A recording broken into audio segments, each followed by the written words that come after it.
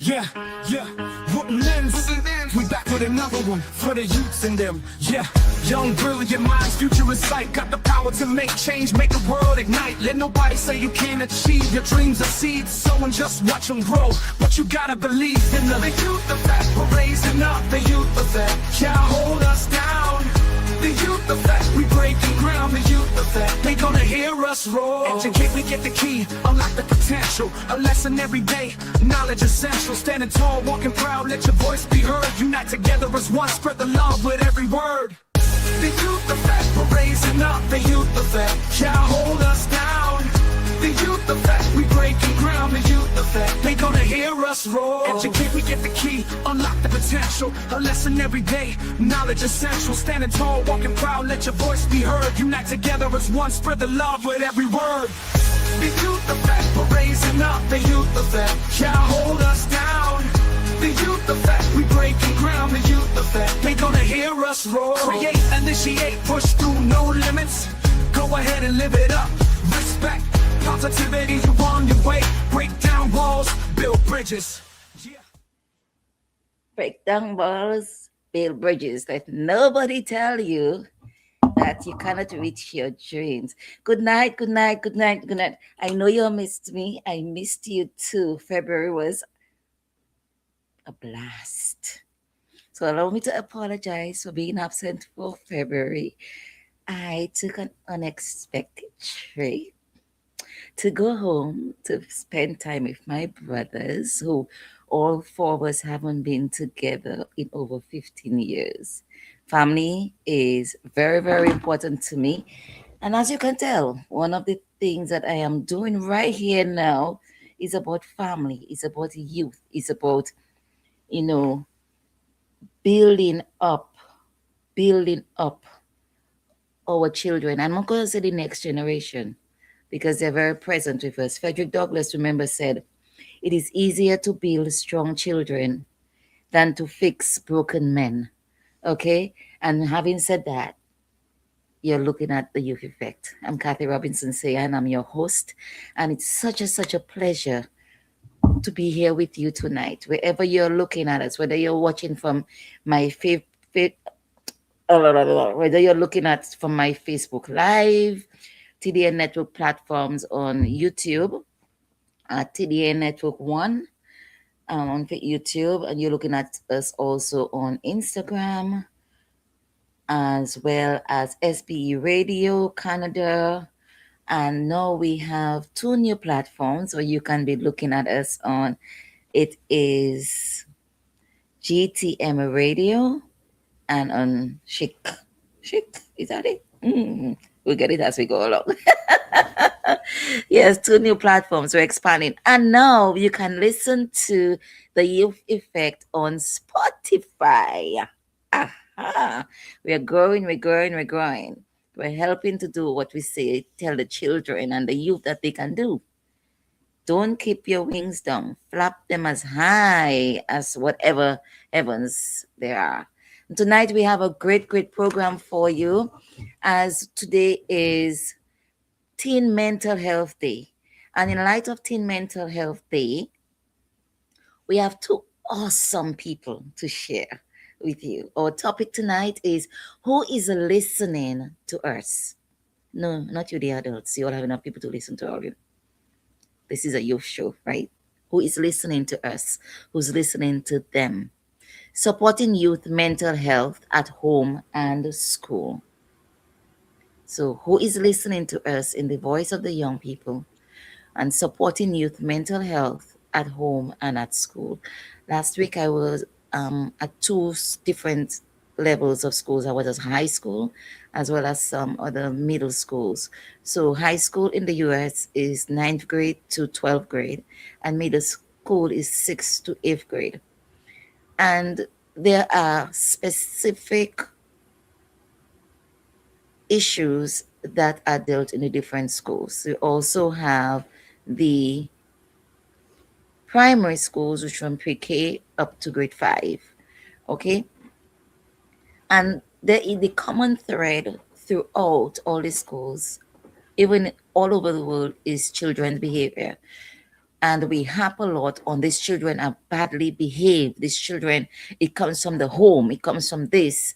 And we also put a stigma on children who have issues, who are on the spectrum, who are slow. That we say it's slow, but it's really about having illnesses, what we call silent illnesses. Because you cannot see it doesn't mean that they're not suffering from it. And there is a whole range of issues. We had a guest, Joel, not too long ago, who spoke to us on child behavior, being a child practitioner, you know. And she will come back one day to speak more and to emphasize more on this. But tonight, we are going to be speaking to Jillian Ryan. I'm going to make them say more about themselves. And Jillian is a very special person to me because she is a mom of this beautiful, beautiful, beautiful, beautiful, beautiful child. You know, all my brothers and my sisters make cheering for me. I don't know about you all, but all they make cheering for me. They're just the hosts. And another person close to me and my heart is Shad Pierre, and Shad is a teacher.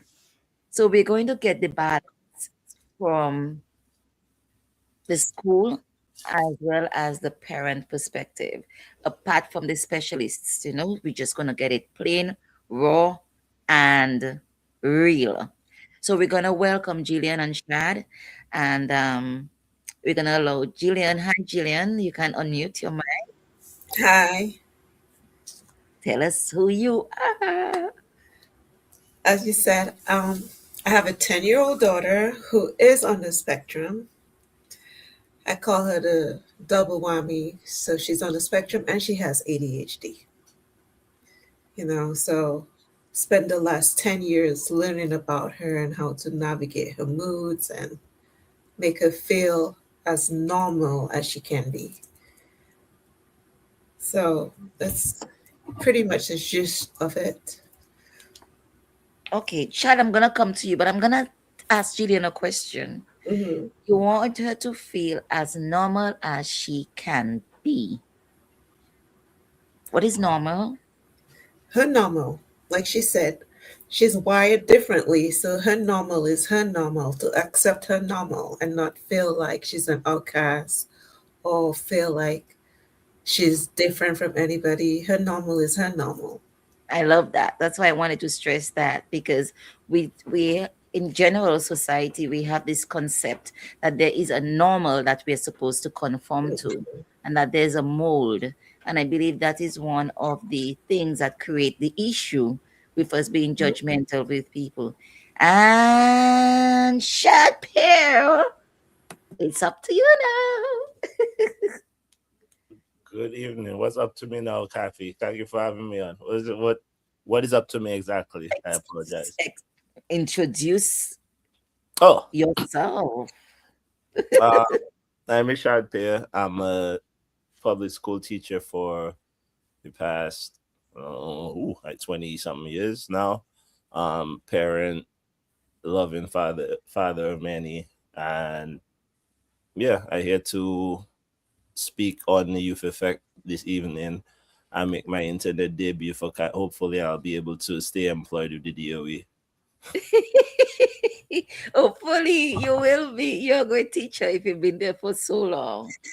Um, so we're talking about supporting youth mental health at home and school, and who is listening to us. Jillian, when we say about who is listening to us, put it in context of your daughter. What's her pretty name again? We call her Little Queen. That's our pet name for her. Regina. Regina Chili. She has the most beautiful name. Regina Shaley, yes. Shaley. Yes, I always say name wrong. Thanks for the correction. Regina Shaley. And Shaley means queen. So that's why she's our little queen, close to our hearts.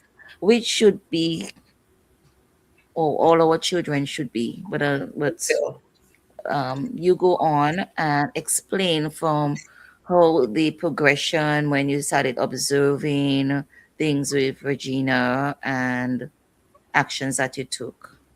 honestly, I didn't see it at first because, like, she's my first, you know. Um, she was home for the first 4 years. She was reading. I mean, big words. I could write circumstance down and she'll be able to sound it out and say it. But that's because it's just something we did every day. Flashcards. I would buy flashcards and 100 flashcards, and she'd go for it like that. And I remember just tossing them up in the air and walking away from it. So I didn't really see anything with her. Like again, I'm a first time mom, so there was no signs or cue that something was wrong with her. Um, she started daycare to transition into school when she was about 4.5. And I remember the daycare provider saying, I think there's something wrong with her. And I got defensive because you don't know my child. Like you just met her like 3 weeks ago. What are you talking about? But she had an educational background and she picked up on some stuff and, she Mhm. let it go. I let it go. And then she started school. But she started school during COVID. So she was online, still had PTSD from that. So she sat well in front of the computer. She did everything she had to do in front of the computer. Certain things she didn't want to do. I just take it as a normal kid not wanting to. Like I said, she could read really well, but she didn't want to read or anything like that. So she sat in front of a computer every day and made her a classroom. It looked just like a classroom. So she knew it was school time, went to school, got out of school. That was that. Then they started to transition into the classroom, and that's where the bomb went off.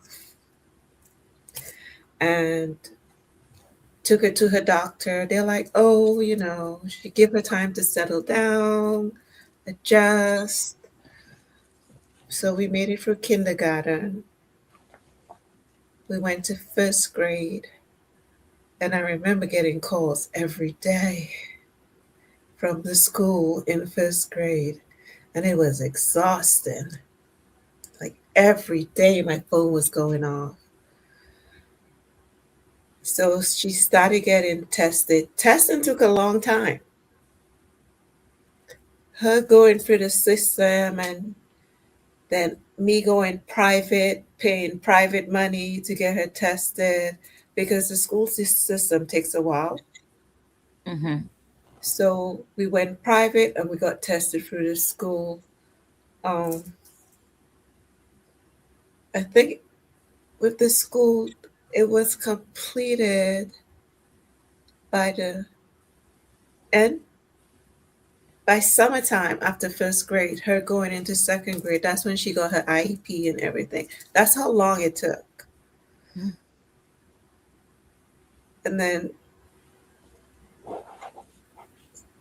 the IEP works. I'm gonna say that it works if you fight for your child and not just sit back and let them dictate what they're going to do. So you really have to fight to get support for your child when it comes to the public school system up here. And it depends on the district too. So I moved to a very good district for her sake. Mhm. It's expensive, but they have the best public schools in Maryland. So we moved out here so she could get the best public school education that she could get.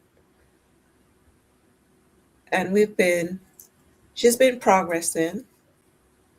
She had a setback because she spent a year in Antigua. So we're now trying to get her back on track because the islands is not built for these kids. Like Kathy was saying earlier, what was the word you used? Stigma. They're the It wasn't stigma, stigma I used, but yes, I get. the stigma behind it, and Normal. I was talking about normal. Right. So she regressed a little Okay. and is trying to get her back on track so she could transition to middle school and be and feel comfortable in her normal because she kind of lost that Mm-hmm. while she was down there for that year. And it's just from the atmosphere in the classroom down there. Mm-hmm. Um, they didn't believe that anything was wrong with her because, Regina is very intelligent and she does a lot of memory work. She doesn't show her work. So they treated her as a general classroom environment in and not recognizing her weaknesses in the classroom setting. Mm-hmm. So we're at this stage now, building her back up to the progress that she needs to feel like her normal self, Mm-hmm. where she's confident in her normal self. Because with kids like her, self esteem and self confidence, it takes a lot out of them. So we're at that stage, back in therapy, back trying to get back into the IEP at school. And it's just a day to day thing for her Mm-hmm. and for me. Yeah. Well, when we come back to you, you will explain to us the calls that you were getting with regards to the calls. What were the Yes. teachers telling you, and as well as the emotional strain, emotional strength it takes from you on a daily Mhm. basis, and the support systems that you need or set up your village in terms to help you to go through. So hold on to that thought, and we're gonna go to Shad. Shad, we heard Jillian mention some words. So while you're explaining yourself and what you've seen in the classroom, explain to us the IEP, and how it works. Okay. Well, the IP, the individualized educational program, that's something that you in New York, I don't know, it works in different states because every state educationally different. But in New York is one of 13 disabilities that you have to qualify. And then once you're identified and you do the test with the school psychologist, you go through all of your evaluations. The IP, the way it's supposed to work, team's supposed to come together, um, figure out what supports you need, create that plan for the year, and at the end of the year, evaluate how you did to meet your goals. Now, how often does it work out like that in actuality? 65 is passing, 55 is passing in Dominica. Um, like Gillian is saying, a lot of times it depends on your district, and even more than that, the individual teachers, because schools will mandate you to do things that ignorance is bliss, and be even though the IEP come out of the Civil Rights Act and IDEA and the same laws that get black people in classrooms with white people, at the end of the day is an administrative task, is a burden, and is you dealing with a unionized workforce, and you dealing with people just like police, just like firefighters, just like everybody else.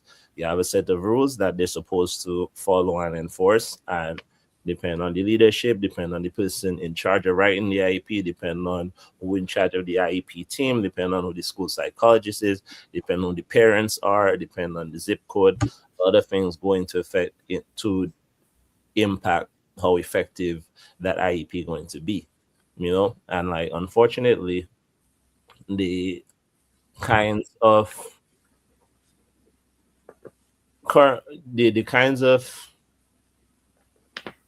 places where the kind of people, unfortunately, the types of IEPs that the people that get IEPs from what I come across, the majority of them not necessarily because the student's autistic, because I want to say in the last 5 years, really, New York has been making more of an effort to actually diagnose, to deal with kids with autism and make supports for them. Prior to the last, like, maybe 10, I've been teaching for a while. Prior to that, there wasn't as much you could do to support a student if their primary need for the IEP was autism, you know. Um, and again, things come down to information and who has it and how they're gonna in how they execute that their responsibilities. But yeah, Gillian's story unfortunately is a common one. And then you also have the fact that the double-edged sword of the IEP is that an IEP only works in the classroom. So now you have an IEP in the classroom, and again, not taking out people who have severe neurological disorders, right? Most of the people that have IEPs look like me. Most of the people that have IEPs, there's only two places black men are the majority, especially classrooms and jail.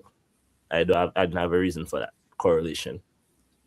Outside of a classroom, having an IEP doesn't bar you from, doesn't protect you from consequences. You see what I'm saying? So unfortunately, a lot of times the kids that get labeled special ed in New York are just boys that spoke out at the wrong time, or girls that speak out at the wrong time, or display a different way. And because of that, the system overloaded so that kids that actually need the supports, kids that need meds, kids that have autism, kids that actually have real neurological disorder, disabilities, or not severely disabled kids that in wheelchairs that are going to need to learn how to use the bathroom and all that stuff. A lot of times there aren't supports for the kids that need it because of misdiagnosis of a lot of the other people. So, what are some of the behaviors that you have seen in classrooms? I mean, yeah, I kind of general. We have to realize one thing, right? Two things actually with the generation of people born in the 2000s. One, all of us closer to our kids than we were to our parents. All of us were, right? Second of all, if you're my daughters, one was in middle school, one was in kindergarten, one was like newly ish born, and my son was a big man during COVID, right? So during that time when you would be going to school and interacting with people, you were home for 2 years. Yeah. Depending on your family structure, depending on your parents, depending on who you had, that whole time was arguments and iPad and go shut up and go sit down over there and everything else. So I think there's a level of this generation. I don't say like I not a this generation, that generation thing, but like there's a fundamental, I think, neurological difference because of the experience of COVID, unlike kids now. Because like what I find since we came back from COVID is kids have a lot less, a lot less community minded, and they have a lot less boundaries. You know what I mean? So because if I spend 2 years on inside watching on the internet, typing whatever I want to type to people, saying whatever I want to say online, and not having to deal with immediate consequences or deal with the immediate fallout of that behavior, now when I come to interact with people, I behave in the same way. And now you have to start to kind of gauge and normalize stuff and everything else.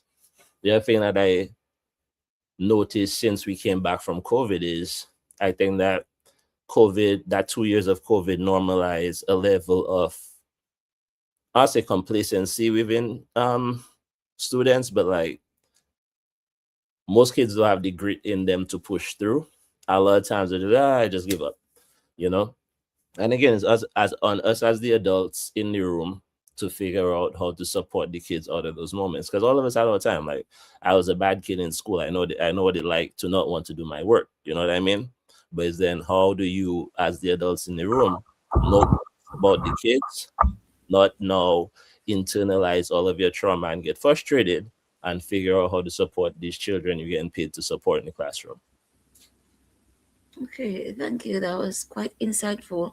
when you mention about the system and um embracing the system and the only administrative black red tape that you have to go through.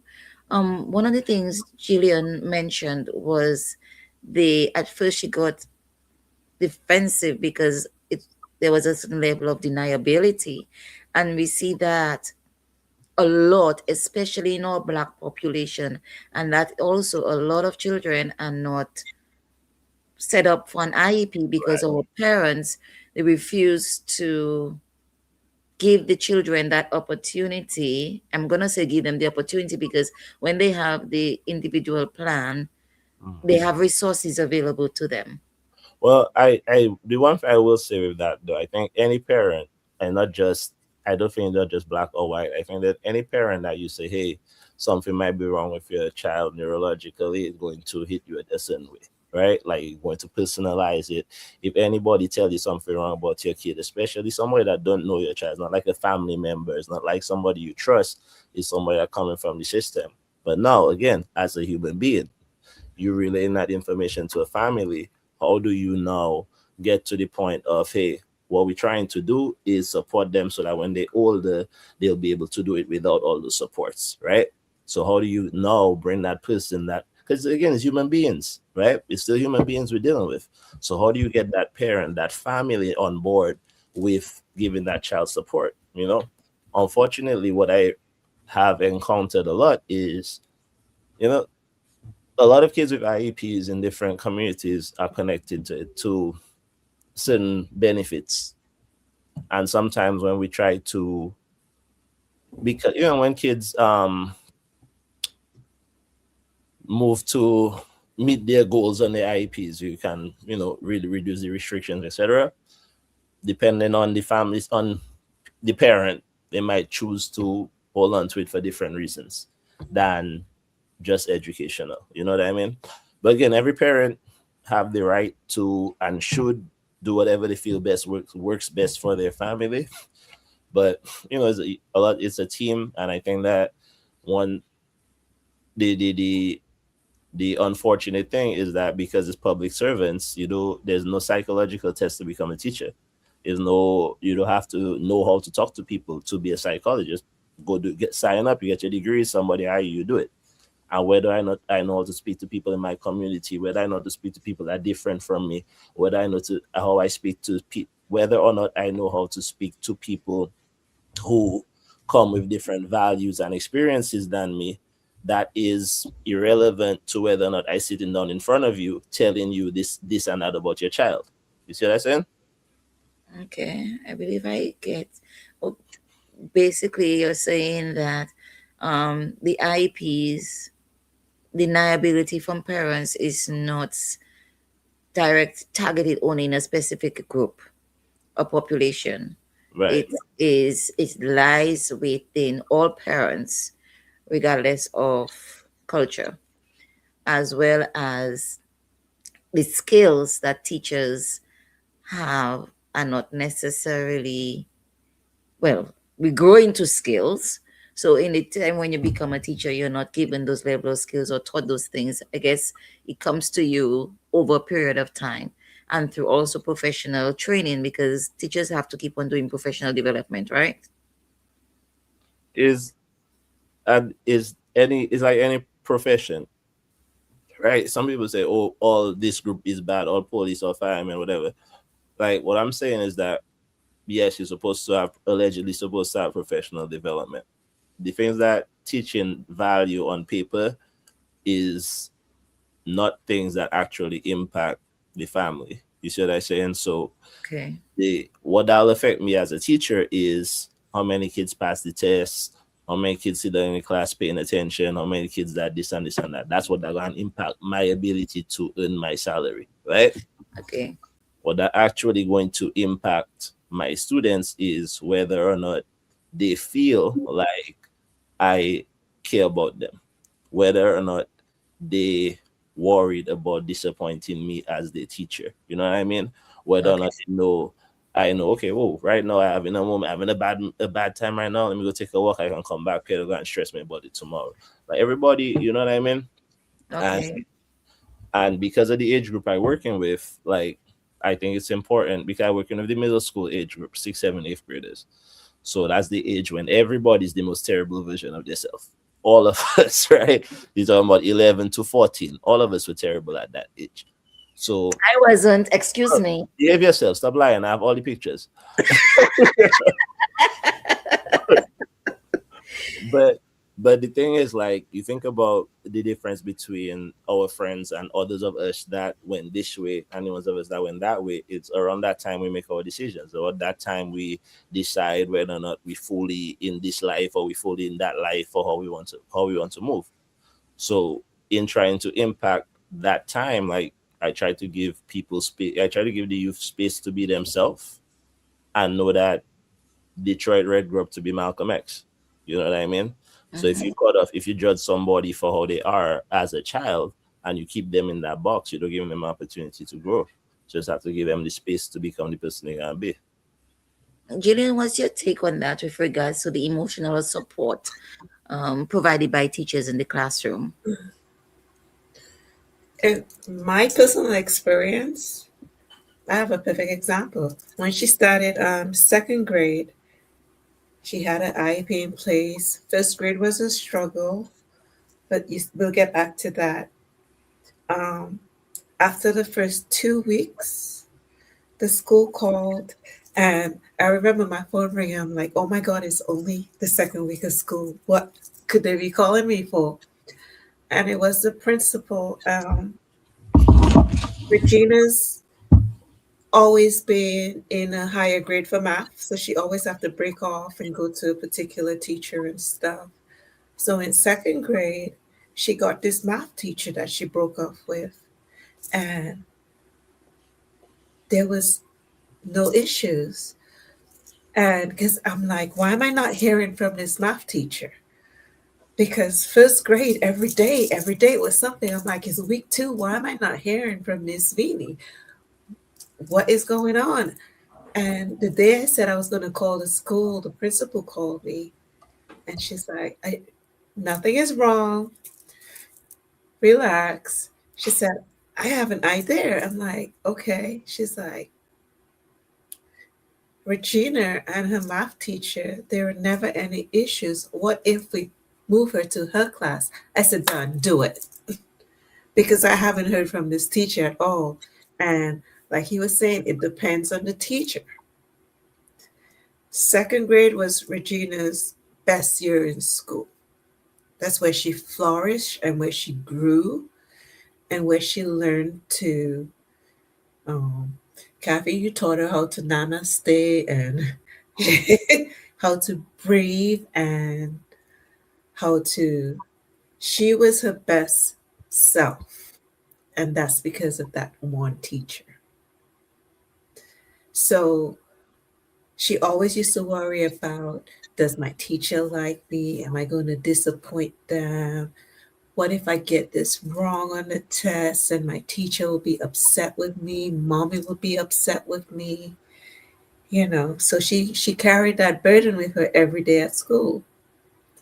And when she found her melody with that teacher, some of that burden fell off her. So it the kids, the teachers play a big part in how they don't just label them as a challenging child and, oh, she's on an IEP, she's going to have meltdowns and tantrums, and she's not going to want to do the work. But the teacher found her rhythm and she worked with her rhythm and she learned to obey the teacher rhythm, you know? So that's a big thing. The teachers are important. It's not just getting the scores on the map testing and the state standardized testing. It's making sure the kids are happy to come to school and return to school day after day. Shad, what you say to that? Because today I was at a school and they were having a meeting, and it was a report from the DOE based on the school. And the teachers have a lot to work with that the parents also do not see. There is a lot of standards and pressure put on by the administrative and the government for them to excel. As Shad was saying earlier, a lot of it has to do with data and numbers. So the children are numbers. That's all they say, numbers. Though no, they're focusing on attendance, but just about the children coming to school. What about the back end? Why the children are not coming to school?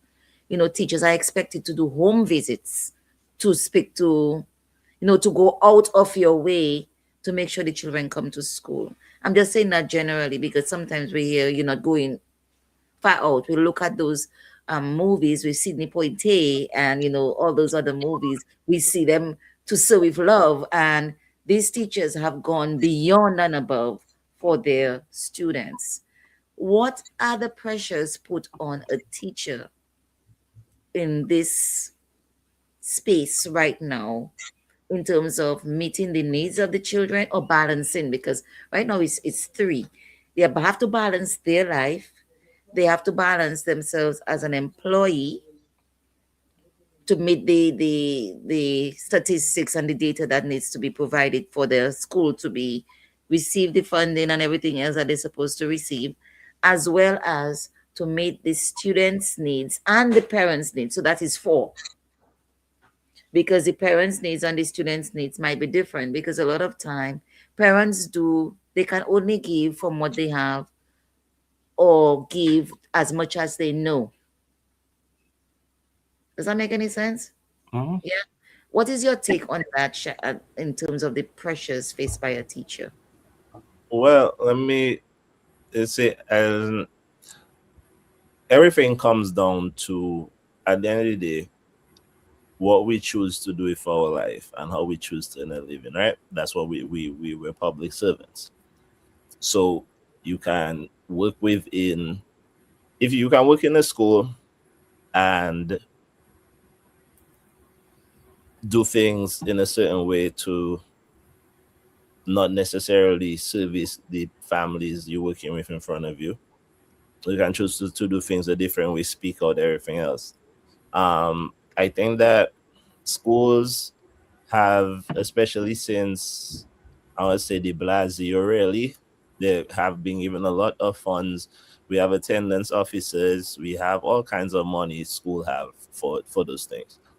A lot of times it comes down to budgetary priorities, and that is a leadership thing within each school. So each principal and the SLT will sit down and decide how they want to divvy up their pot and what they want to do. I've been at schools where parent coordinators will set up game nights and they'll do financial literacy workshops with families and they'll do things like that, to build the community and to do shows and things like that. I've been at schools where the parent coordinator will send out emails about field trips and about PTA meetings and stuff. You know what I mean? So at the end of the day, you have your duties you have, and it's up to, you know it just keep coming back down to the individual, because I've had the fortune over my career, the privilege, excuse me, over my career to work in a lot of different environments and a lot of different roles and levels and everything else. And there's no broad generalization about anybody, about any group of anything. But the most effective schools that I have been part of are ones where the leadership, the teachers, the families, all of them working together to support the students, right? That doesn't always happen for whatever reason. Different people, again, people serve different masters, whether you have different district priorities or you have your eyes on something else after you're done with your career. You know what I mean? But that's a rare situation where you have all four of those entities working in consortium to do good. Because a lot of times, you know, people fight in different ways, and then there's a job and politics and people doing what they do to appease appease the people that they want to appease at the expense of everybody that doesn't affect their day-to-day um comfortability. That's very, very correct, because everybody has their own agenda depending on their own internal pressures and where the pressures are coming from, as well as where the priorities lie, be it career focused or children focused or leadership focused. You mentioned about the parent coordinators. Um, in the Caribbean, we do not have parent coordinators. Could you explain what a parent coordinator is in the school? A parent coordinator is a role that's existed at least since I've been in DO. It's been for a while, and that's somebody that basically they are the liaison between the school and the families. So they'll be the person, depending on the individual. But I've had parent coordinators that the parents have their number and they texting them all the time. Again, that's not a healthy life balance that I would offer anybody, because people doesn't call my phone. But you know, whatever you have to do to execute, right? Like if your goal is to bring in all these families and support and try to really make a difference and an impact in this community, and that's the means that you have to do it, more power to you. I've had parent coordinators that had an army of assistants, and those assistants were sending out emails and sending out the attendance coordinator and this and this and that. You know what I mean? So Okay. there's a lot of different ways to get to the same result. But at the end of the Mhm. day, it's about supporting that community that you have, because each school is a community. So the Yes. teachers have families, administrators have families, the students have families, and unfortunately, in too many situations, the teachers feel like they separate from their students and their families, Mhm. you know? And Mhm. because they feel that difference, like I don't have empathy towards you. It's just like if I'm a police in a community I don't know nothing about. If I don't see your humanity, I'm not going to deal with you like a human being. Mhm. Point taken, point taken. And it's in that regard. So I changed my job to accommodate my um, advocacy, intentionality, to be able to be an educator on my own terms and going to different schools, creating my own schedules so I can go now to primary school, whatever. I've been to pre-K, 3K, middle school, high schools. And regardless of the age difference, the underlying thing is always the same. Children want to know you care about them. Children want it to be treated with respect, and children want to be different. Some children really want to change, and sometimes, a lot of times, the acting out is attention seeking, you know. And I'm working with one high school today. I also made a contact with a principal, connected with a principal, for me to do a wellness workshop with her teachers. I have that's a middle school, and I'm also going to be doing one with a high school teachers, as well as working with a parent coordinator in a high school in terms of working with the parents and the children, to do a wellness session, and also how to connect with your kids. You know, a lot of it too. I was having a conversation with some high school students with regards to how um, they approach a teacher. So looking at the dynamics in the classroom. So one boy came into the classroom, he had his hoodie on, his backpack on his back, and he just passed me straight. So I stopped, I asked him, okay, let's try that again, come back in. Pass me straight again. I said, let's try that again. Pass me straight. So I asked, instead of being judgmental at because I was stopping everybody, you need to say good morning when you enter my space. But that is not their culture.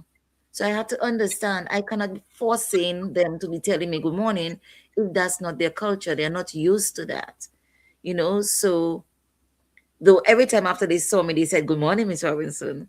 So they get it, you know, but it is something that I just expected. And because of me just expecting that, now I developed an attitude. And that can happen now because I developed that attitude. It can now sit through my teaching, and I could be now just happing on this one child. And then, but I asked him, Of course, he tuned me out. I asked him, so why did you tune me out? What made you tune me out? And he came back to it.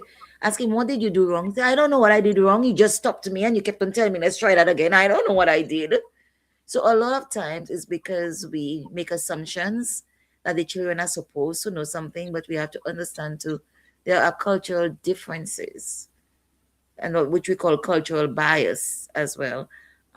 That's in a lot of us that we just place assumptions on other children when we come from different environments.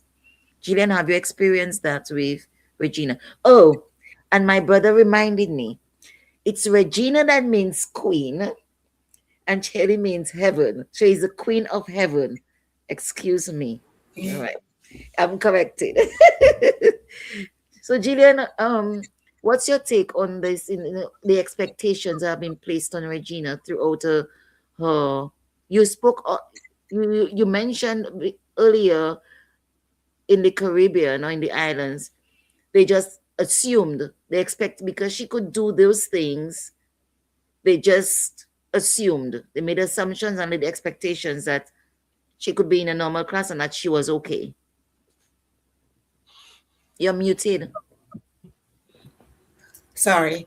So if even before she started, she had an advocate down there. You know, people, um, Don and Becker, who learned from the American system, dealt with kids with,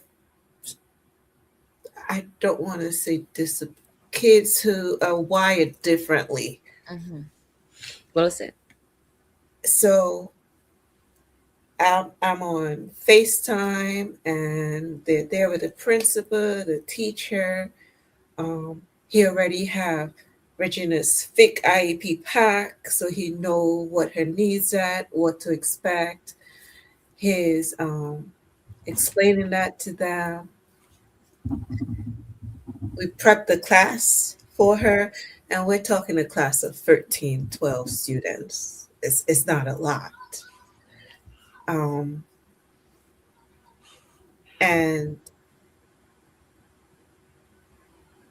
when they met her and she was just popping off questions, they're like, oh, nothing wrong with her. But they're missing the social cues at recess time when she's by herself, Yeah. or when she's sitting there and she's, Rocking. Yeah. rocking, or she have to get up and do her 50 million bunny hops.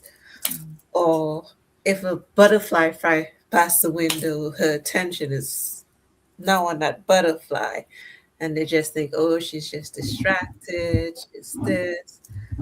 Um, and then the kids thought that someone on the spectrum was retarded because they knew nothing about,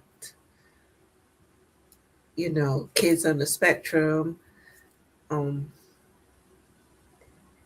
I offered, we had coaching outside of the school that we were paying for privately so that they could learn something. But the teacher never utilized it. She just shut it off. It's like, oh, I don't need it. She's fine. But she wasn't fine. So it's it was more difficult getting the West Indian mindset to open up about learning about kids on the spectrum because they're different levels. So they expected a I don't know what they expected. I guess they expected a child that drew in and stuff. But here walks in this bubbly little girl, and you know she can do math in her head, and she can read big books, and oh, she's fine. I remember one time she came up here for a medical appointment, so she missed her exams. So when she went back to do her exams, all the kids had already taken the exams. And I had to call from up here, and I'm like, I'm about to catch a flight because they gave her the exams in the classroom, and all the other kids are playing in the background. Not knowing that that can trigger her. Like, go sit her in the principal's office or sit her in the little library or Distraction. Yeah. send the kids out to play.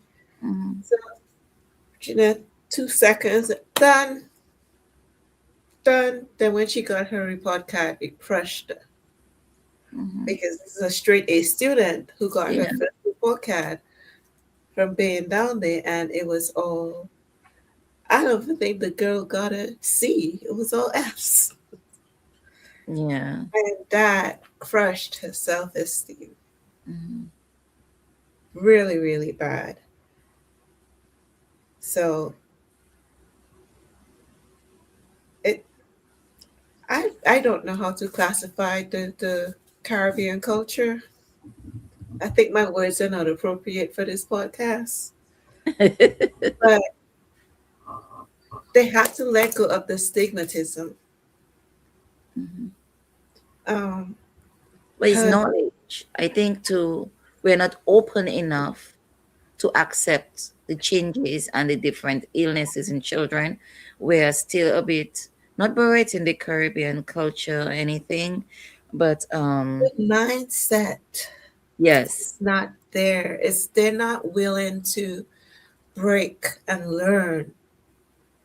It's just ruler to hand, and that's it. Write lines. What is line writing going to do for a child on the spectrum? Nothing. Mhm.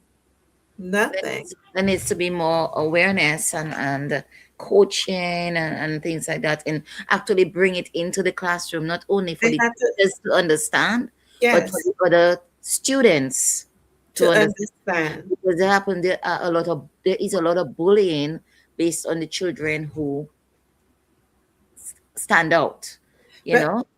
but the kids were more open though, because every time I visited, they'll ask me questions about her, how Okay. to communicate with her. Um, because she will break off even up here. She will recess time. She breaks off by herself and does her own thing. Mhm. That's why she in therapy she's learning about social cues and how to interact with people and put herself out there. Because her mind is, I have a best friend in first grade, but when we leave first grade, we're no longer friends.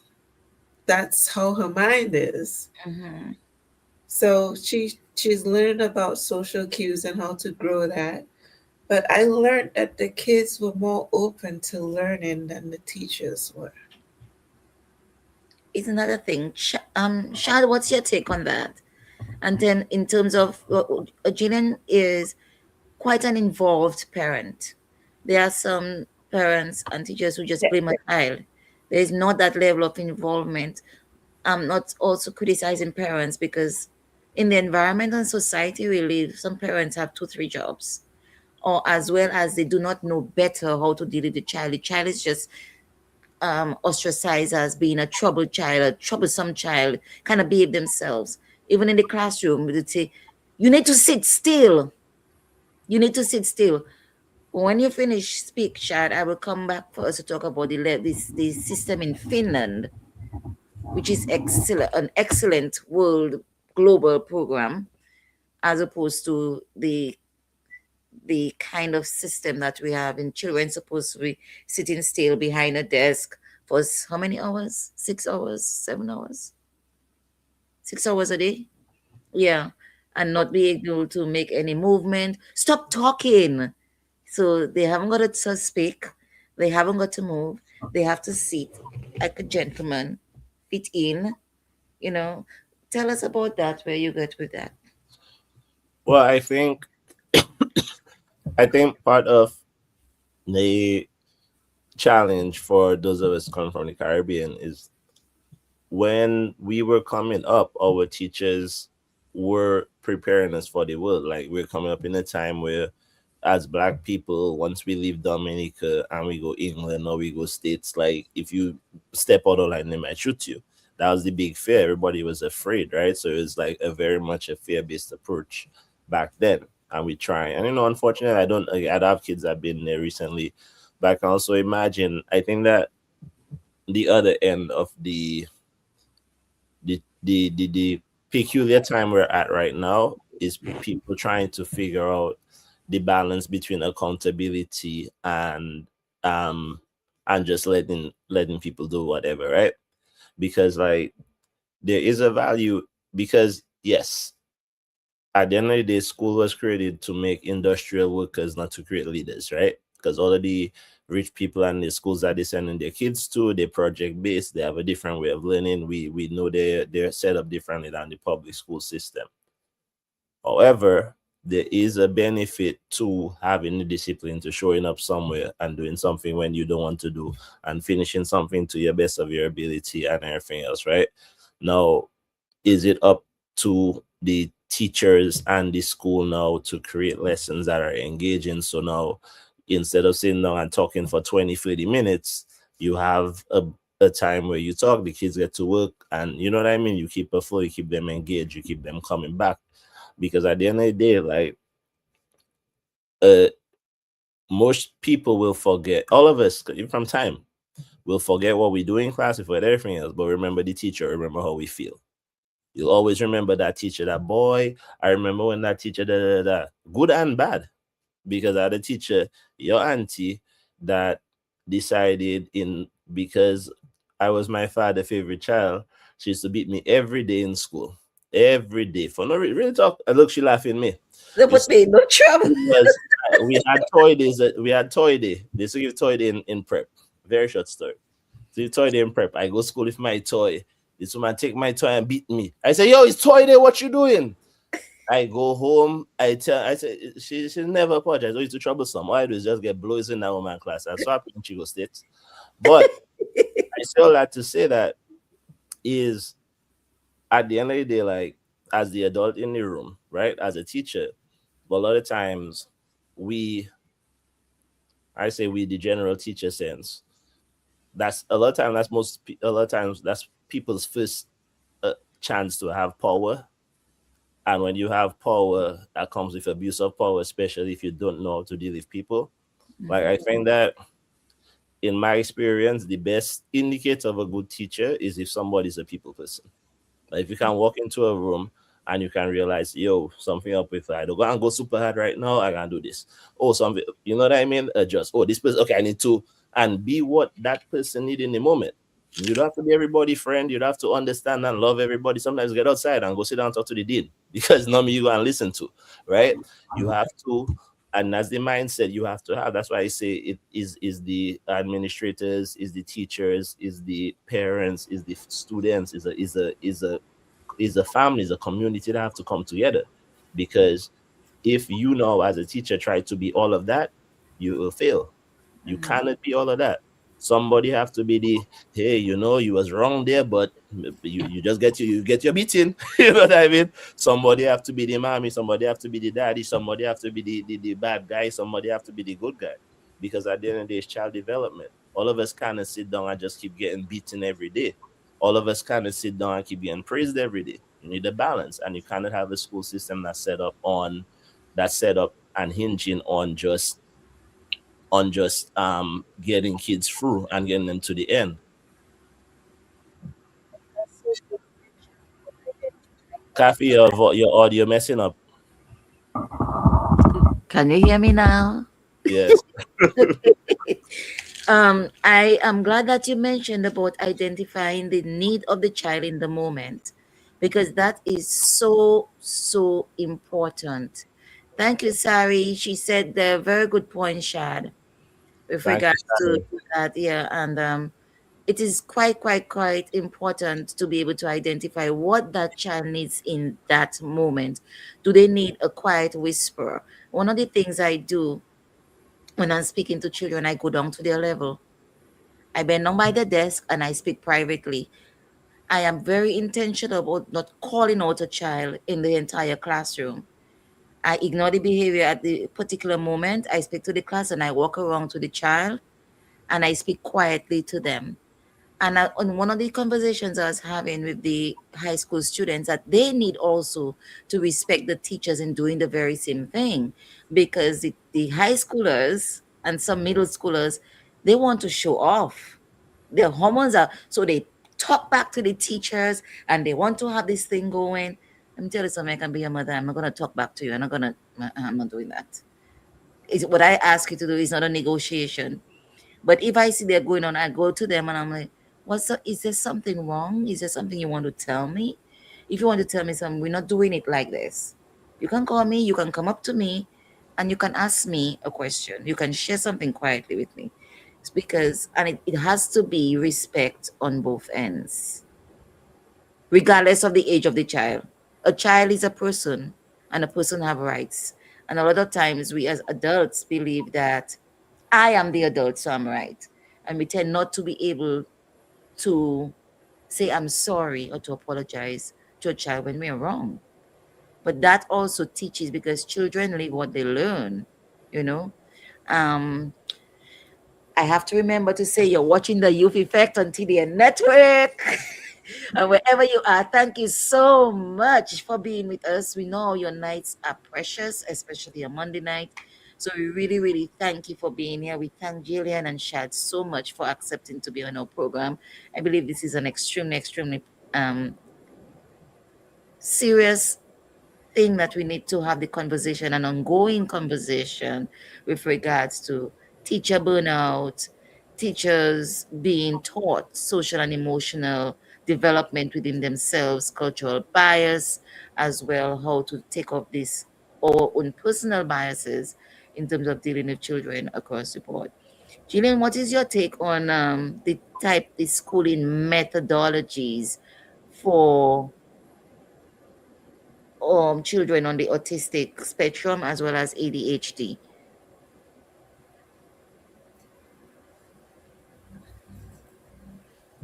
Regina has a a good support system here in Maryland. At her current school, that's the school she attended before she left for the year. I don't think every story is different. Every parent is going to have a different response when it comes to their individualized programs for their kids. Um,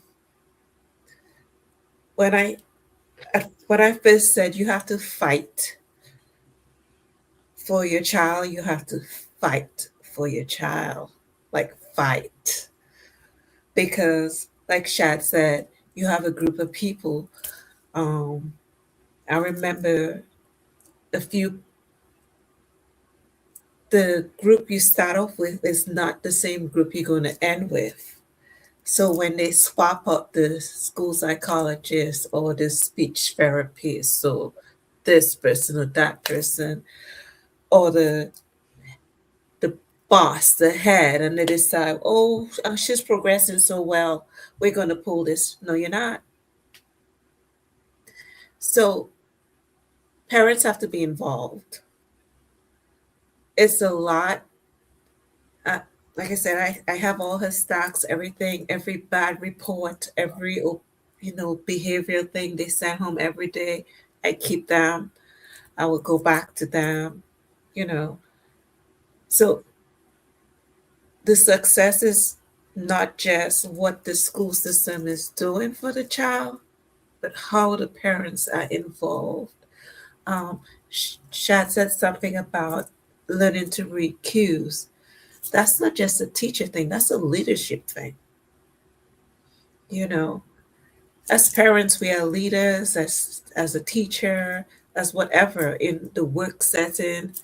I have to learn to read my employees. And from the time they walk through the door, and if I see a bad aura, I still I know how to approach that aura, because I feel like you said, then it affects your mood.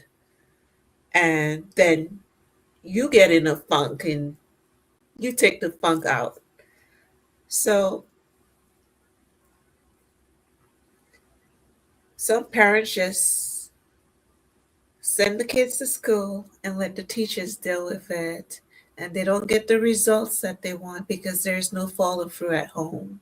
Right. You have to have a follow through at home. You have to be involved. I don't have time. I really don't. Remember, I used to work like 7 days a week, 6 days a week, crazy hours and all that stuff. And I still had to have the time and set a schedule. You wake up at this time, we eat at this time, we're in the house at this time. This 9 o'clock thing is killing me right now. I'm so sorry, and I appreciate you. I know, I But know. she's always been on a strict schedule. There is not no going out and being out in the street at 7 o'clock. So, because listen, it takes an hour for her brain to shut off. She goes through a whole day laying in the bed, and it's the funniest thing ever. And she talks about to herself about her downs and her ups and what she's going to do tomorrow to have a better day at school and all that stuff. So the success to be successful, you have to be involved. Um, like I said, I chose to move to the most expensive district because unfortunately the district matters. Yes. It matters. That's what Shad spoke about It, when he it mentioned about the zip it code. really makes a difference of Mhm. what school district you're in. 1 mile down the street could be hell. They Mhm. don't care. No matter how much you bang on the door and stuff, it, it's just a paycheck for some of them, Yeah. you know. So for success, you just have to be involved. You know what your child needs and go for it, fight for it, Mhm. demand it. Um, Everybody is not fortunate enough, and it's not expensive. I ain't got no money tree, but she goes to therapy every Saturday. That's $200. It's out of network. Insurance does not cover that. It does. Insurance does not cover those things. Mhm. So sacrifices are made in order for her to get the help that she needs. Yeah. And everybody can't do that Mhm. because what the school she gets what 30 an hour a week of sitting with the counselor at the school an hour a week. That's Mhm. nothing. It's broken up in 2 30-minute segments. So By the time she settles down, it's gone. it's gone. It's gone. You know. So there are programs out there.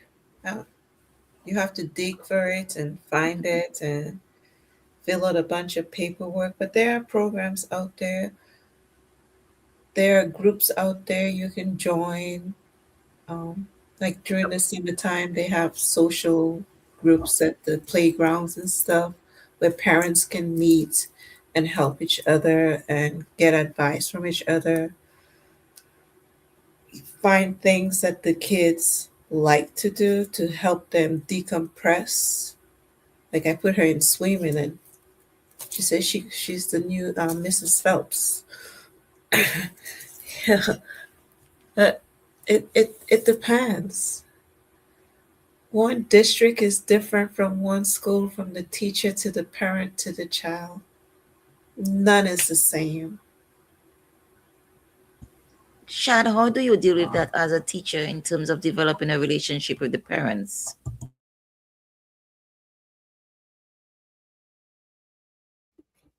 Well, I mean, I think for in my case, I think like I've been fortunate enough that like we'll do like publishing parties and stuff like that. to invite the parents in. And a lot of times I've been fortunate enough to, again, to be in schools where the parent coordinator organize events, so you meet the parents in those settings. And most times I live in the community, I in the community where I teach, so people see me out in the streets and everything else, and they'll see like I not my lifestyle not too far from them, you know. Um, so I think and I think it's really important what Jillian was highlighting there. Like, mental health services in this country are a joke. Like, you can have top level insurance, and like she said, you still have to pay out of your pocket to for you or your child to speak to a therapist. And it's so important for us as Black people, people from the Caribbean, to emphasize the importance of therapy for our children, and for even for ourselves when we might need it. You know what I mean? Like, that's something that we don't speak about enough within our community.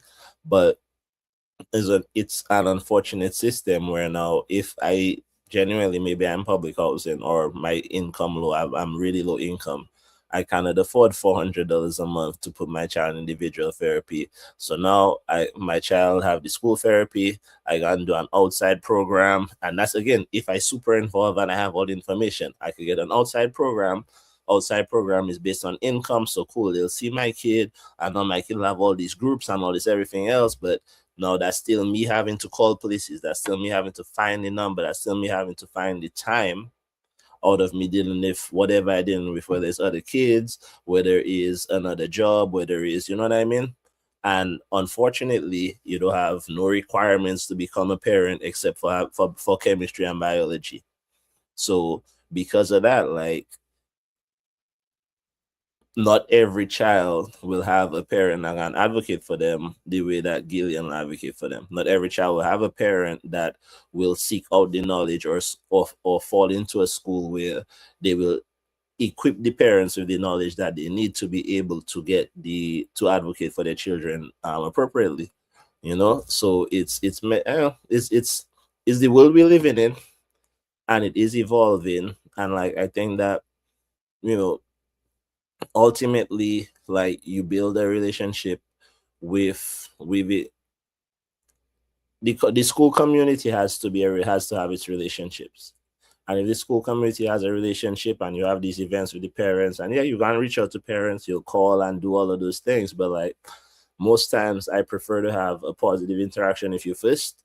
So I might call you at the start of the year. Hey, I'm your child teacher this year, blah blah blah. You might hear from me, you might not hear from me. Boom. Right. And then that way, when I call you in how much ever months, oh, yeah, yeah, yeah, I remember you, because right. And then, like, I've gone further in my career, I need, like, I'll tell parents at the start of the year, you're not gonna hear from me very often. Like, I'll deal with whatever I have to deal with in class. You'll hear from me during report cards, or if something really terrible going on with your child. And most parents that I've dealt with, like, that's been a decent contract. If they disagree, I haven't heard from them.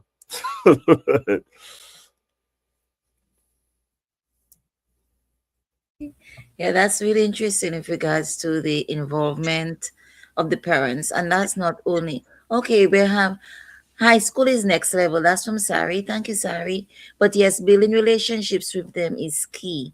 That's how I operate. And when I have to address behavior, having a relationship with them helps very much so. Sari is also parent advocacy is definitely important. Yes, Sari is also in the educational system, so she can really also speak she's, to. she's a principal. You should have on your next one. As special as she's already a viewer. Invite up. She high up the food chain. Okay, there we go. Sorry, that's your invitation. We're contacting you. So yeah, it's everybody has to be able to work together, and that is not only for children on the spectrum with behavioral issues, ADHD or other mental illnesses that I call silent illnesses. It's also for our students. I remember, well, there was a certain situation when we moved from one country back home, and so my older daughter, started school in grade 3 in the Caribbean as well. Well, I mean, we were in a Caribbean island, but we moved back to Dominica, and she started in grade 3. So at that age, all the other children, it was a private school, have already made their connections. So it was, first of all, it was difficult for her because to penetrate those relationships. And then the aggression the teacher had at that time, already she was a quiet person, made her go more internal, internalized. And there was a time, and I will never, never forget this friend. She always looked out for her. And I was out of the island doing some job, and she calls me and she says, "Can you imagine this lady called your daughter wicked?" I'm like, that is the most beautiful child ever. What is it to call her wicked about? So she used to write very slowly because she was meticulous about her writing and forming her letters and everything else. But that particular day, the teacher gave them a challenge for a reward, and she finished first. She called the child, "Oh, he's wicked, you wicked." And that is typical. Of course, when you use that type of negative word, the child not going to go back inward.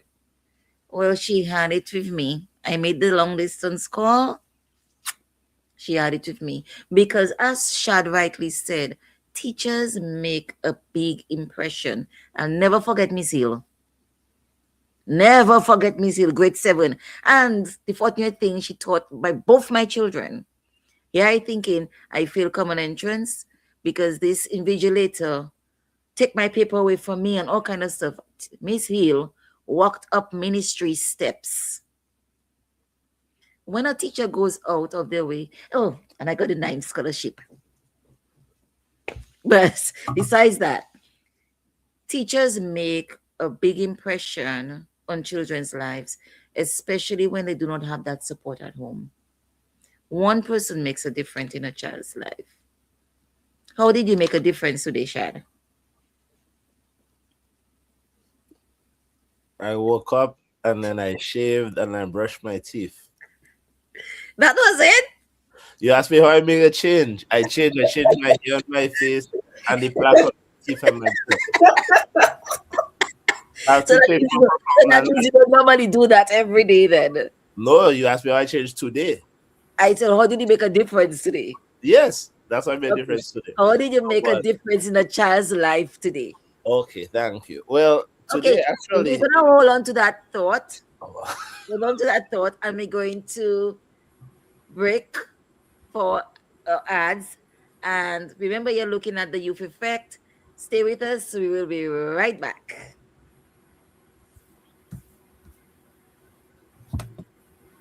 Kathy, how long is your ad break? Presented by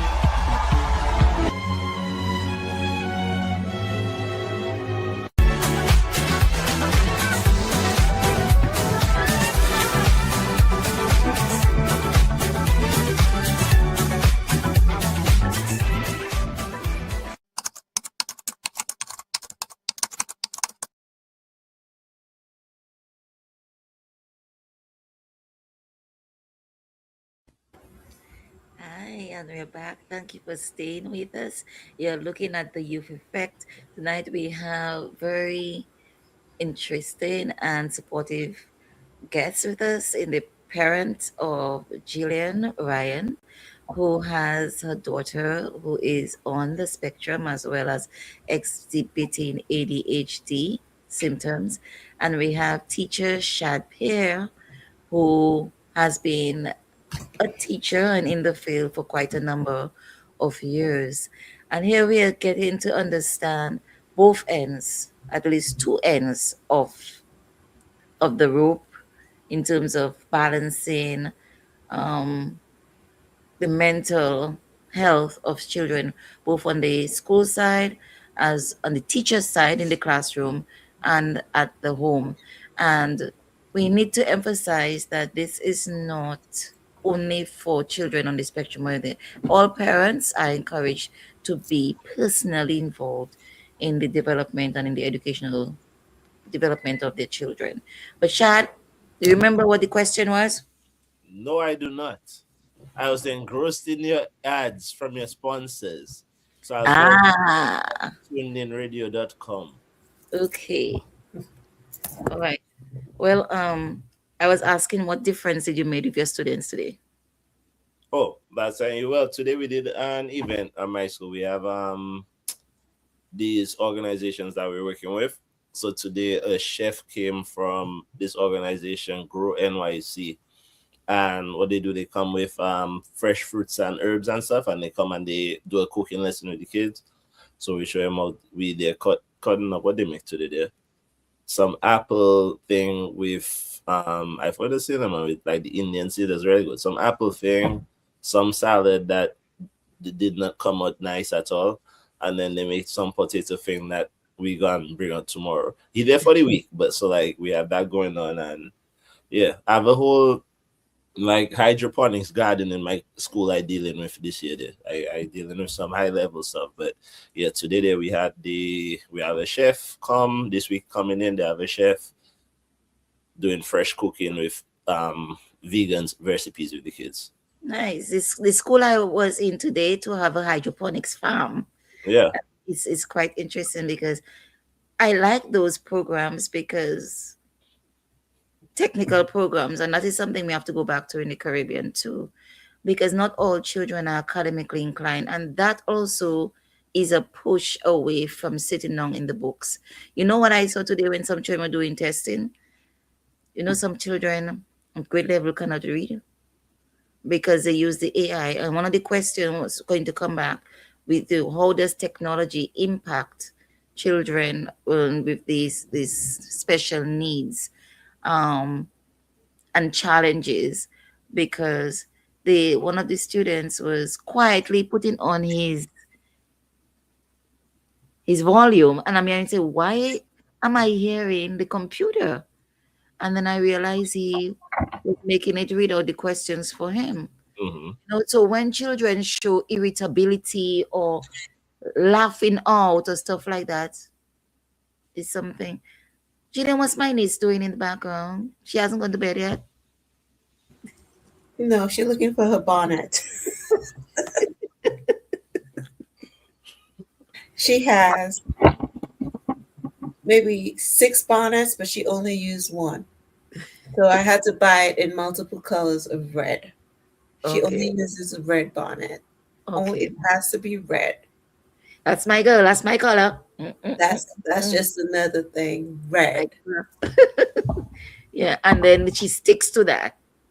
Yes. And one of the things I wanted to mention earlier when you or emphasize on what you said with regards to her intellect and her being smart, Mm-hmm. a lot because we are so focused on academia, we forget the rest. You Mm-hmm. know, as well as children on the spectrum usually exhibit extremely gifted talents, Mm-hmm. you know, and then this is Your yes, mic, your it mic acting up.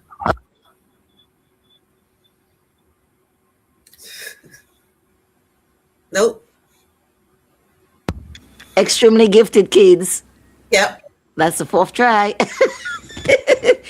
That these are extremely gifted kids that yes, but they are missing something else is not connected. And Mm-hmm. we have to be able to connect with the children to be aware. And you mentioned that Regina spends the night thinking about what she did today, how she's going. That level of self-awareness at 10, Mm-hmm. awesome, you know? And I'm not being biased, giving you all the credits. And because a lot of our children are not, don't know how, as you say, are not socially adept, and they have no understanding how to queuing with themselves, or to sense what's going on within them emotionally and how to manage it socially.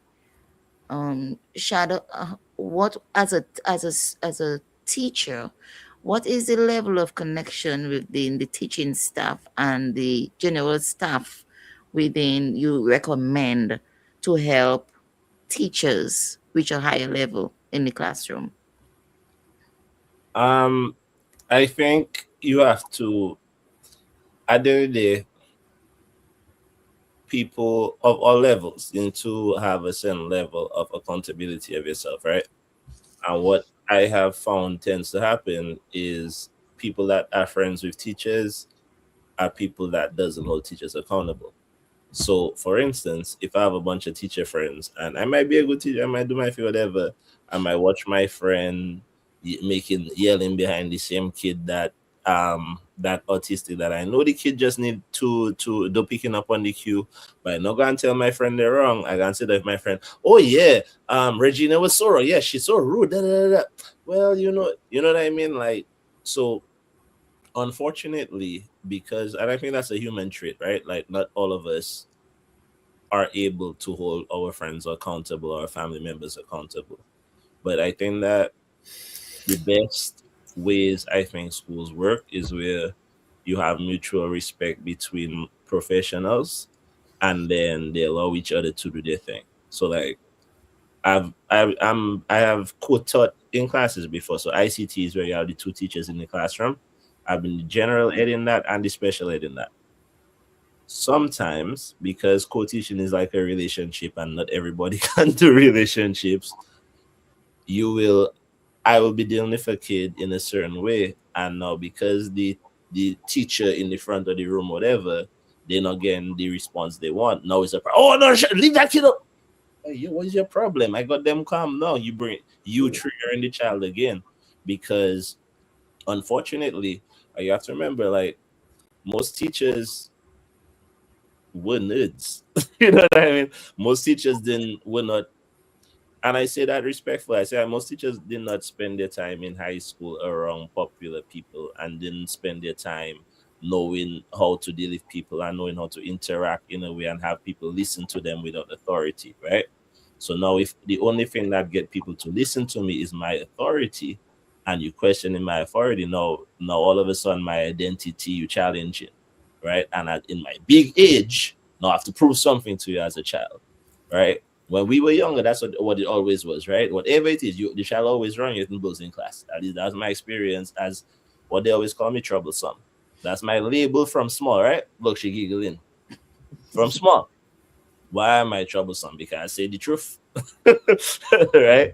So, but again, it's like as the adult in the space, like you have to be able to, it's like any other relationship. Like you have to be able to see the person step in wrong, and it could always be out of ignorance, like in your situation, like, yo, can't we just let him through? I'll talk to you in a little while, Miss Robinson. Yeah, just let him come sit down, I'll talk to you.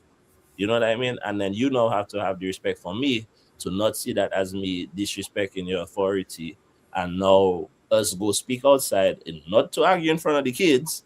And now we have an understanding. So now I can say to the kid, yo, that she wants you to say good morning when you come in. Take out your hood. You know you're supposed to have on your hood. You know you're supposed to have on your backup. Say good morning. Right? Now, if we do that, we avoid the incident escalating. We avoid the kid going to the dean. We avoid any other problem because we, as the two professionals, we recognize where the problem was. One of us address it. We trust and respect each other enough to deal with it appropriately. And now we can deal with the child. As opposed to what does happen far too often is, yo, go back up. Oh no, here. No, I am doing that shot. You stay over there and do. You know what I mean? Big arguments in front of children for a job you're getting paid for twice a month. Like I always tell teachers quit. Like really, I don't like. I mean, it's like it's unfortunate. Not everybody have the toolkit to be able to work with children, and not everybody that have a job working with children should be working. Should have a job working with children. Yeah, That's a very, very good um statement. Very, very good. Says my daughter will go further and said, not everybody should be parents. well, unfortunately, don't have no law to stop that. But They can change the requirements to be a teacher. I know, unfortunately, right? Because yeah, it's I, crazy out there. I have my ideas, but then they'll tell me I am a MAGA and I don't want to say those kind of things on the internet. Please don't. But no, coffee is the labor right. Red is a favorite color, so I have to wash myself with her. You see, politicization, or according to my president, you are weaponizing my color. Oh, but yeah, your color again, too red. Oh, Jesus Christ, you double red. I Wow. don't. Oh my God! But Red, no, red, let me tell you about red. Let me tell you about the color red. Red is the first chakra. It's the grounding chakra. You ground to the. You stay grounded. That's why I'm red. Red runs through our veins. Red is the biggest color in the center of our flag. Why? Because it talks about our blood, rich blood flowing through our veins and being grounded. And one of my things is intentionality, which is also my brand, being intentional, being grounded. And that's what I always remember. And that's what helps me go through the day and strive to be a better person. Not only towards myself, but in all my relationships. I'm still not the best person that I can be. Carl Jung said that the best privilege a man can have is to become who he's supposed to be. And um, that is what I strive to be for those people around me, as well as for myself. Because out of that, I don't owe anybody an apology. I don't owe anybody validation or permission to be who I am. And I like what you said in terms of being respectful as a professional in this space and not calling people out in front of children, or not arguing. And those things happen at home too. Parents argue in front of each other and with each other in front of the kids and stuff like that. Not that children haven't got to have a certain level of awareness that everything is, dandy dandy. But with adults who's supposed to be adults, then again, not all adults are adults. We had a conversation today about maturity. Children are learning words with ITY, ending in ITY. And we went off immature to change it to a noun, maturity. And I was giving the example about adults are mature, and I had to stop myself. I'm like, oops, let's reverse that. Not all of us who have age are mature because they are young children. Like Regina can act more mature than some. I wouldn't want to put a gender to it, but you know. What's your feedback, Jillian? I said a lot. I spoke a lot. All right. Pick up on one thing that I said, and what is your point? What is your perception? Oh my God, I use it as a comparison so much when I'm at work. It's ridiculous. it's it's the way when it comes to her, you have to explain it to her in black and white for her to conceptualize it. So you can't just tell her do something. You have to like me sitting here, I had to explain to her on the drive home from school that I'm going to be doing this, and she keep texting me and asking me things, and she, as you can see, she hasn't popped out yet. So she learned when you break it down for her and you explain it to her step by step. Right. For her, she has no gray area. Mm-hmm. She sees black and white, facts and unfactual. That's just how her brain works. So in talking to her, that's how I talk to her. She might ask a million whys. She's a funny kid, but that's how it works for her. Mm-hmm. She could remember something from 4 years ago. Like, you remember when Auntie Kathy came? And I'm like, no. So, in speaking to her, I don't never talk down to her. I think people call it gentle parenting, but I won't say that's gentle parenting. It's just, it's not just because I say do it, do it. I have Right. to explain to her why I Right. want her to do Right. something. Mm-hmm. And and I might be on the phone talking to someone and like, you're talking too much. I'm like, no, that's how she responds, and that's how I get her to do things. So, like some my peers are like, girl, I don't do all that talking. I'm like, well, you parent differently. The way you parent, she would not react to it. And each child is different. Regardless, even though it's It's in the same different. family, each child is parented differently Yes. or So should be. Mm-hmm. even when she's around my nieces, they think she's weird. Mm. And I had to tell them, you're all straight A students. Go read up on what the different levels of uh, ASD is and ADHD and learn about it. But yelling doesn't, yelling gets nowhere with her because, again, that emotional, for someone who's only 10, sometimes it scares me of the emotional toll she carries on herself. How she gets disappointed in herself if she gets something wrong at school, um, or if she thinks she's going to disappoint me if she does something wrong at school. But I don't want to get too deep into it because it's something we can maybe talk about in May if we still talk about in May. But it's things that will scare a parent. Mm-hmm.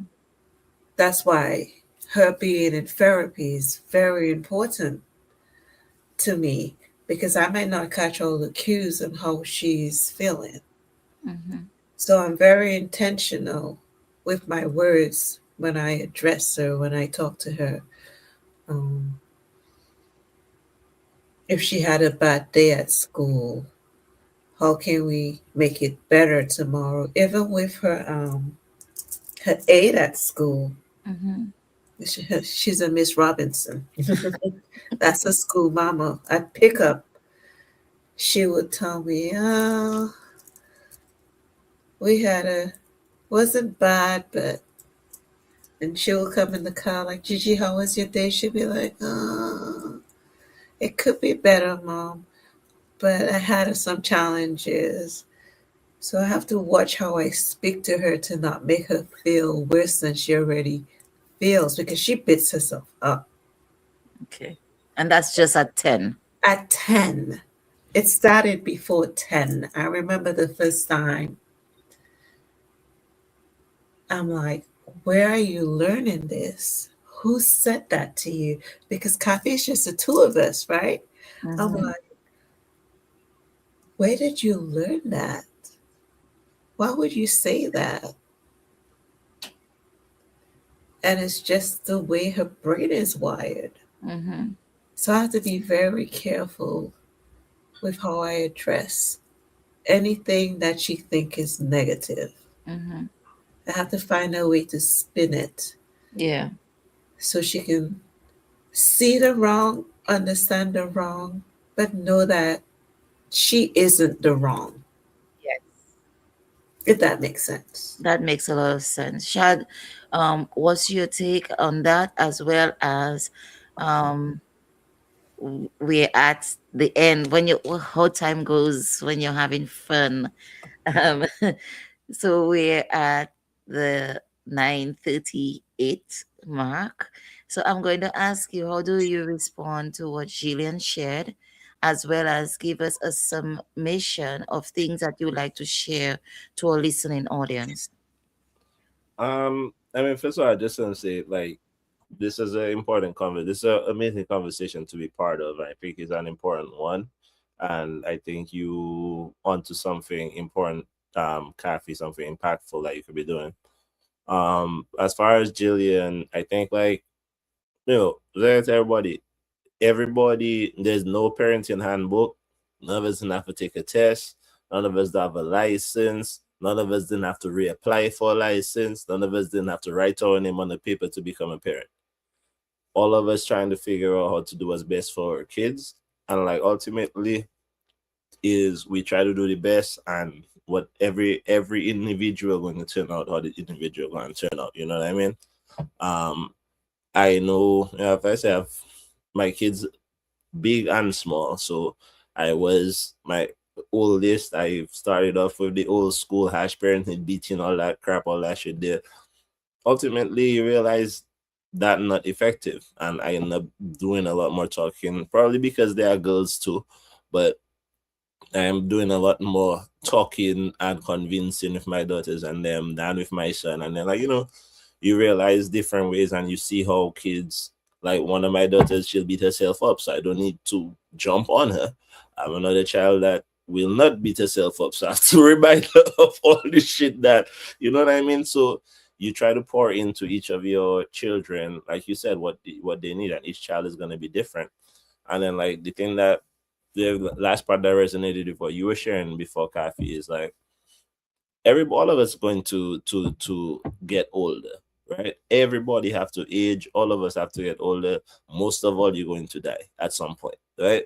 But growing up is a choice.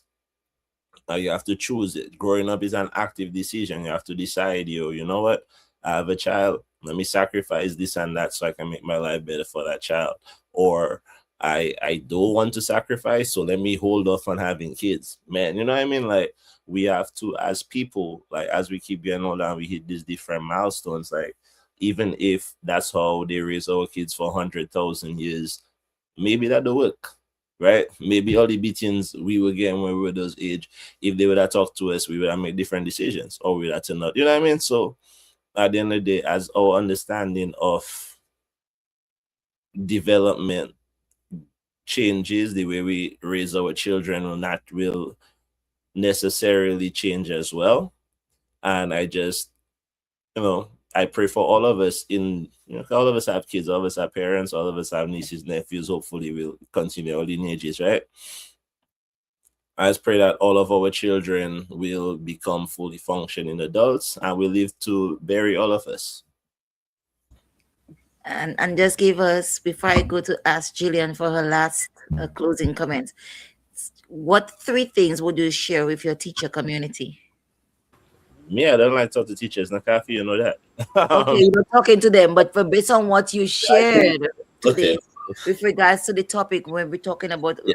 who's listening to us on the terms of the children and the mental Okay. health support. What I would say to people that decide that this is their profession, what I would say is, one, remember how you as an individual show up and what you bring to the space, right?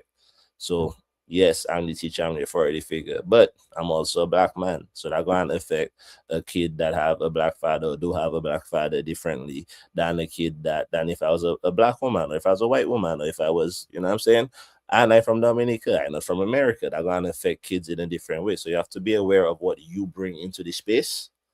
And at the same time, the personalized stuff, because how a kid reacts to a teacher, they don't react into Shad. I always tell people, Mr. Pierre work in a building. Shad doesn't work in a building. You see me outside the street, leave me alone, pass me straight. Right? Because like, and I say, I know it's a joke, but like metaphorically, you have to leave work at work, and like how you are to maintain that balance and to be who you have to be for your students, that has to reside in the workplace. I doesn't walk around outside telling people, yo, and because somebody would lash me. But in the classroom, my role is to guide you and to help you move within a certain type of way, so that I will step up within that role with understanding. So definitely know how you show up. Um, understand your role and the importance of it, even when the kids might not be getting it at the moment. Give space for human beings to grow. grow, because again, like you're doing with children, like they didn't come up with your family, they might not have your rules, they might not meet what you want to read right away. But Right, if right. you're consistent, if you show up every day and you're on point and you don't take things personal, and every time you see them you have the same, you consistent, all of them will change, all of them will turn over. Yeah. Right? It's Thank just like you're, it's like in the classroom, you kind of like the masthead. So your energy is going to impact everybody. Whether or not the Yes. kids get up and cursing at you, breaking chairs, whatever, you have to decide how to react to that. Yeah. So thank you so much. So it's showing up, being professional, being identify this space for them as well, and knowing the boundaries between a professional in the classroom as opposed to who you are for them outside. Thank you so much, Shad. Gillian, what's your last take on some advice you'll give to parents with children who may be on the spectrum, as well as children who have behavioral issues? You, you have to work with the teachers. Like Shad was saying, they are human beings. And dealing with kids on the spectrum or any behavioral issue is overwhelming. And it's not just your one kid, they're dealing with multiple kids within the school, within the classroom. So you have to keep that in mind and be there and show up. About the phone thing, chat, I text a teacher coming in hot, a drop off.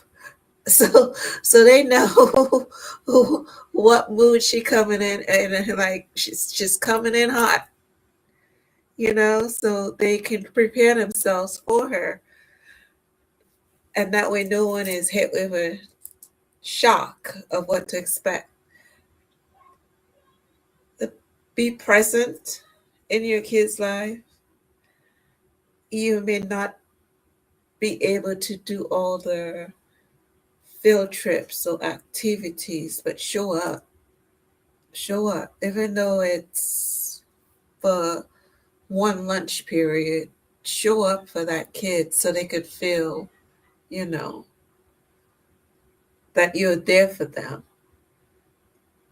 A lot of people ask, like, don't your feelings get hurt? Because she'll just be like, no, I know my kid. She know who I am. She love me, but she'll be like, oh, you know. Over the weekend, we were at Trader Joe's. Her vice principal was like, "Hey, Regina." She was like, "Hi, you know, don't take it personal. Don't take their moods. Don't take the way they interact with you personally. It's their special way. Just show up, be there, understand who they are, and learn their melody and flow with them. If she's out in public and she's timing, I'm timing right with her, so we look like two crazy people in public. She's not the only one hopping around like she crazy. I do it too, because people look at her weird. You're gonna look at both of us weird. You know, make them feel like it's okay. I'm cool. Mommy's doing it, so it's good. Great. I like that camaraderie and that level of support to make them feel that is okay. It It's is okay.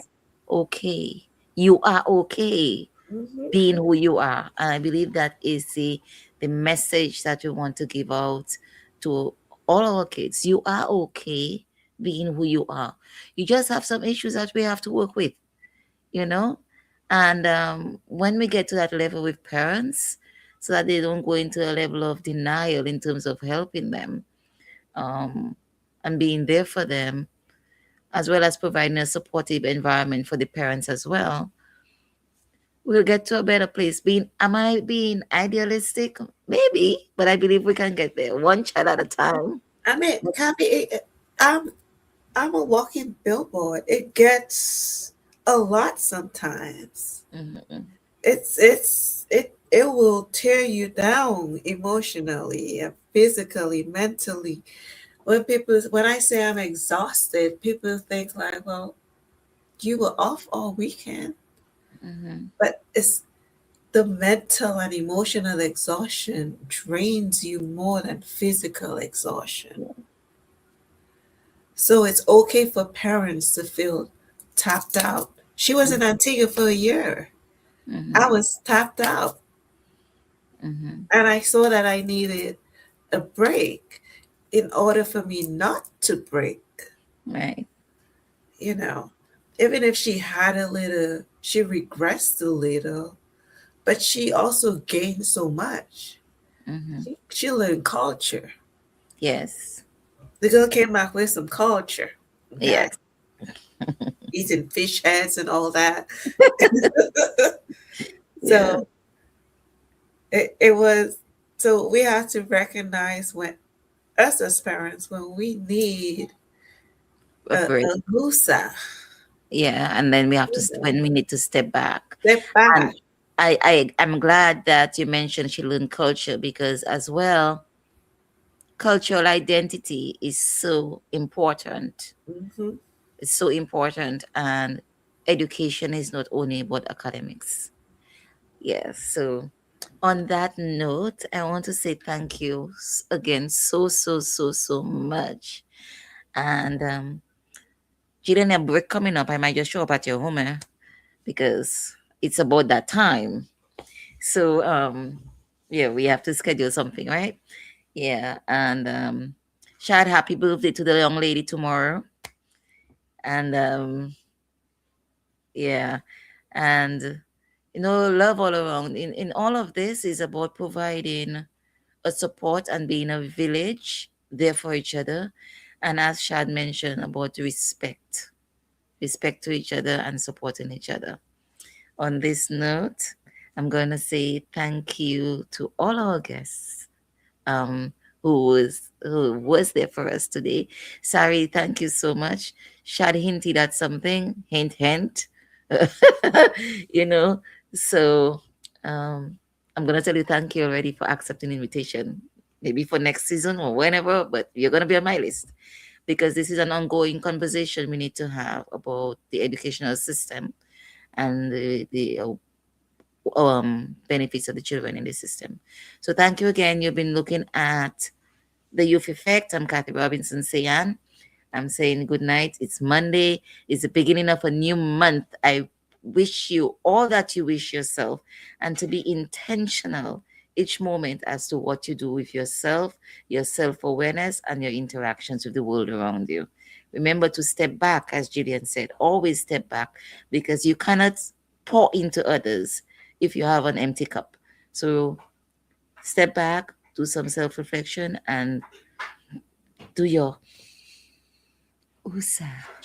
So this is Kathy Robinson saying, see you next week, Monday, for another wonderful program. Wherever you are looking at us, Facebook, Instagram, YouTube, SBE Radio, Canada, and all other news platforms. Thank you so much. And we'll see you again next week. Have an awesome week and be strong. Good night. Yeah, yeah, Woodlands, we back with another one for the youths in them. Yeah, young, brilliant minds, future in sight, got the power to make change, make the world ignite. Let nobody say you can't achieve your dreams are seeds, sow and just watch them grow. But you gotta believe in the youth effect. We're raising up the youth effect. Can't hold us down. The youth effect, we breaking ground. The youth effect, they gonna hear us roar. Educate, we get the key, unlock the potential. A lesson every day, knowledge essential. Standing tall, walking proud, let your voice be heard. Unite together as one, spread the love with every word. The youth effect, we're raising up. The youth effect, can't hold us down. The youth effect, we breaking ground. The youth effect, they gonna hear us roar. Educate, we get the key, unlock the potential. A lesson every day, knowledge essential. Standing tall, walking proud, let your voice be heard. Unite together as one, spread the love with every word. The youth effect, we're raising up. The youth effect,